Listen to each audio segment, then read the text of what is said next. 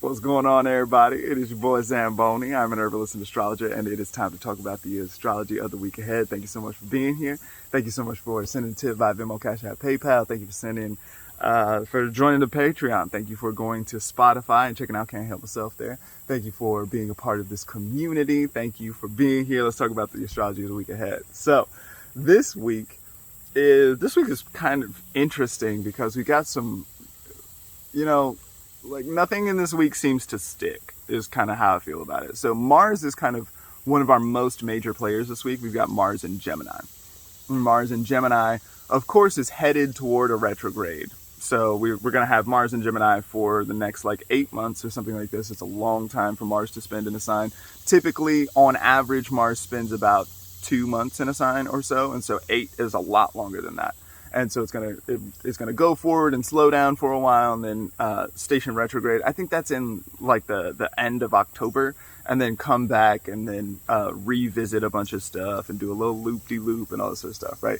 So Mars is gonna be here in Gemini for a while. So of course, now is a good time to pay attention to what sort of stuff is going on. It's a good time to make your little notes. Gemini especially is good for making notes. We've got the sun in Gemini, or in Virgo as well, which is another Mercury sign. And actually the sun is just square to Mars all week. Like the sun just cannot escape that square to Mars. So the sun is in orbit of that square to Mars all week. This is going to be maybe agitating and stuff like this, but also good for getting up and doing the damn thing. So if you're not much of a journaler or something like that, but you've been kicking yourself to do it for a little while, this week might be a good week to do it.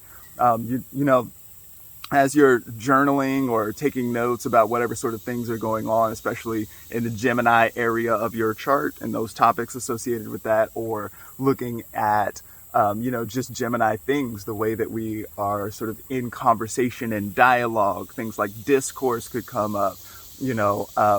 Narrative is one of my favorite things to talk about with Gemini, and narrative is such an important part of this historical moment. Is it information? Is it misinformation? Is it, all of this is a really big deal. And so Mars is likely to bring up these issues and sort of think with what's going on in this space. So it's a good time to pay attention to what's going on, because we haven't actually started the retrograde process yet.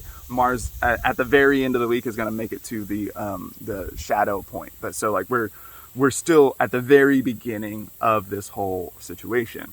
Now, what's interesting is that Mars in Gemini is going to be headed for retrograde, right? Mercury has now moved out of Libra, or out of Virgo and into Libra. So this is interesting because Mercury is the ruler of both Virgo, which is where the sun is, and Gemini, which is where Mars is. And so what Mercury is going to do this week is super interesting, because it's sort of like the sun. It is not going to escape an aspect to Mars. It's going to make a trine to Mars all week, and they're just gonna kind of track together in this trine aspect, which is lovely. I really love to see planets working together like this. Mars making a supportive aspect to the ruler of Gemini is wonderful. But it's not as simple as that.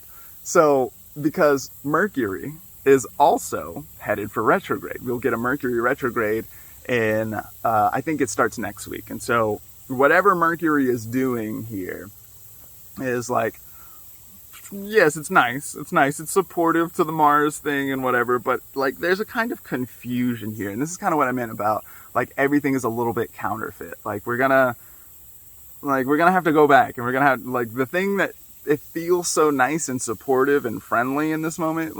I don't think that it's gonna stick around. These two, Mars and Mercury, are also making aspect to Jupiter in Aries. So if I were just gonna delineate Mercury in Libra opposite to Jupiter in Aries, I would be okay, well, this looks like it might want to be over the top. It wants to be expansive for the Mercury thing. It might want to be a lot of things. I might talk about overindulgence or overpromising or something like this. Then we add Mars to the situation, and it's super excited, overpromising. And Mars is also ruling Jupiter in Aries also. And those two are making a sextile between each other and all this sort of stuff, right? thing is, Jupiter is also retrograde. Jupiter is going to go right back into Pisces pretty soon. Jupiter in Pisces is going to be square to Mars retrograde. So it's like, you know, all of the stuff that's going on here, like the overpromising thing, I think is like a real big deal here. Like, there's a strong sense of like excitement, and we're gonna try it, and we're gonna do this stuff, and then like that shit's not gonna work, you know. And so this is part of what I've been talking about with Saturn Uranus for a long time. And Saturn Uranus they're not gonna be like star players, as they're gonna be sort of background influences for a couple of months, but continuing to just be super close in a square aspect to one another, just like Saturn Uranus forever. And the moon, every time the moon goes into a fixed sign, we're going to feel that. So what I've been talking about with Saturn Uranus is sort of like Saturn structure, Uranus upset to that structure. I've been thinking about experimentation and how very important it is to try things, and those things may not work, right? And so this is a lot of what we're seeing with Mercury loving to be in this aspect with Mars, and loving a nice strong aspect with Jupiter, a benefic, and all this sort of stuff. But it's like, it's also an opposition to Jupiter, right? So it's like, you know, there's like a little beef or tension there, and it's just we're going back. Mercury is going back, Jupiter is going back, Mars is going back. Everybody who's involved here is going back, except the Sun. Sun doesn't do retrogrades. The Sun is just under a square from Mars all week. That's kind of just all that's going on in that area of sky. So that's a little like just tough on the Sun things when you want to like shine brightly and stuff like that. It's a little agitating or irritating or inflaming or that sort of stuff. But like when thinking with the Jupiter and Mars and Mercury, it's like, I don't think that this is the thing. And so beware as you're like dealing with folks and you're looking at like strong promises, as you feel the excitement yourself and you're like, oh, we're going to get it done by this date or something like that. Like everything is going to take longer than you think it's going to. So beware of over promising yourself. Beware of other people who are over promising. Don't be mad. Like the big boy, one half of Outcast says, boo, I got a backup plan for my backup plan to back up my backup plan. Right? So this is a good idea in this kind of situation. This idea of like, plan A might not do the job. We would love if plan A would do the job, but like, I don't know about that. You know what I mean? So in the event of extenuating circumstances, it's going to be a real good look to check stuff out. This is also, you know, this is also the last week of Venus and Leo.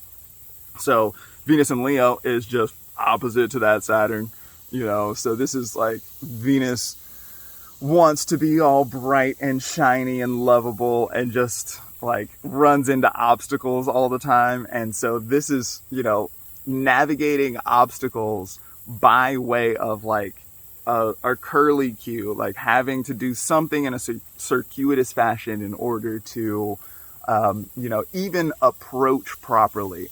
Also, because this whole situation is going to take a long period of time, it's good to remember that especially our like longer term goals or whatever, our not longer term, but our more major goals are going to take a longer term period of time. That's part of just what's going on, where we've got a lot of retrograde energy right now. So there's a lot of revision that's going to have to take place. We're going to have to look at a lot of stuff another time, check it out, maybe reevaluate. Maybe with Venus opposite Saturn, we might have to reevaluate our values in some way. What kind of things matter to us? What kind of things are worth prioritizing as far as time is concerned, as far as resource and money and whatever is concerned, right? We might have a certain sense in our heads now, and that might not work. So we're going to have to like look at some other stuff, look at some other ideas about things, and try again. Dust yourself off and try again. Ooh, I am full of R&B this week. Thank you so much for being here. I appreciate y'all. If you want to send me a tip via Venmo, Cash App, PayPal, super helpful. Look out this week for another podcast. I got another interview coming up this week that's supposed to come out. It's going to be a fun time. I don't know if I'm going to be able to keep this schedule up, but at least for this week, you should have something. And I have been having so much fun doing this podcasting. It has been so much goddamn work and kind of killing me on that respect. But the actual conversational part of it has been so much fun, and I hope that you will enjoy that. Thank you so much for being here. I look forward to seeing y'all next week. Peace and blessings, fam.